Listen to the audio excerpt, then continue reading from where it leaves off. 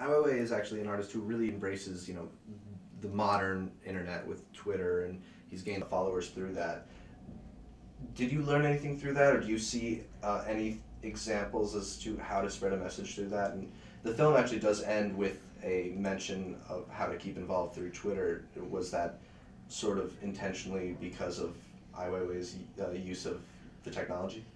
Yeah, I mean, definitely using the film once I had brought all the footage out of China and I did finish the film in New York, and it seemed like, okay, now's the time when we can be public about this project, and I think we have almost, you know, an imperative on us to be really active on social media, on Twitter and on Facebook, although Weiwei doesn't really use Facebook.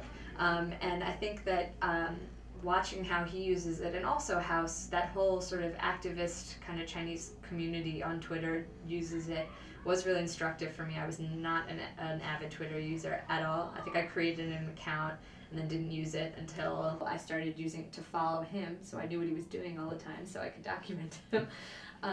But I think that that is how it's used among that group. It's almost like it's this breath of fresh air. It's a free space because it's blocked in China.